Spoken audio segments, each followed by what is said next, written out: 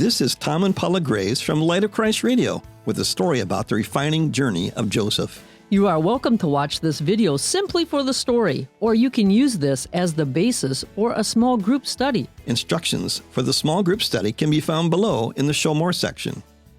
Today, we continue our series called Joseph's Refining Journey based on the story of Joseph. Well, Paula, to set the context of our story, Joseph had been sold into slavery by his jealous brothers, and there he was falsely accused later after he was sold into slavery of rape and then imprisoned. And while he was in prison, Joseph had correctly interpreted a dream for Pharaoh's cupbearer.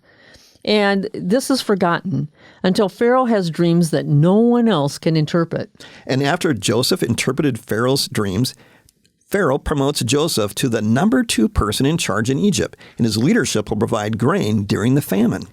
Now, this famine affects Joseph's family back home, and they come to buy grain. Joseph recognizes his brothers, but they don't recognize him. And Joseph sets up a series of tests and sees that his brothers have also gone on a refining journey.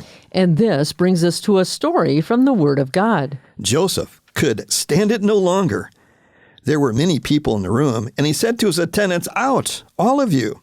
So he was alone with his brothers when he told them who he was. Then he broke down and wept. He wept so loudly that the Egyptians could hear him, and word of it quickly carried to Pharaoh's palace. "I am Joseph," he said to his brothers. "Is my father still alive?"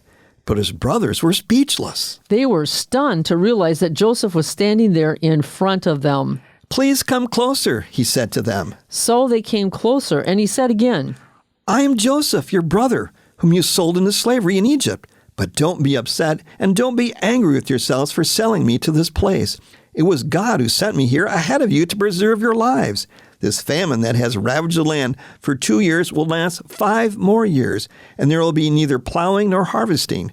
God has sent me ahead of you to keep you and your families alive and to preserve many survivors. So it was God who sent me here, not you.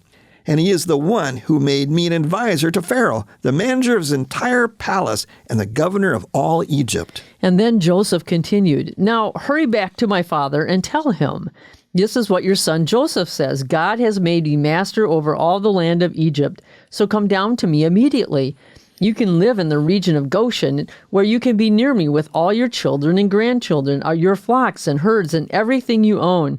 I will take care of you there, for there are still 5 years of famine ahead of us.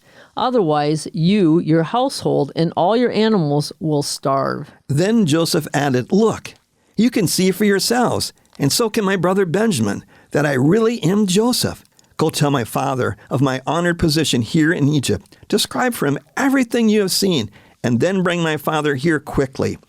Weeping with joy, he embraced Benjamin, and Benjamin did the same. Then Joseph kissed each of his brothers and wept over them, and after that they began talking freely with him. Pharaoh granted permission for Joseph's family to live in Egypt and provided wagons and supplies for the trip.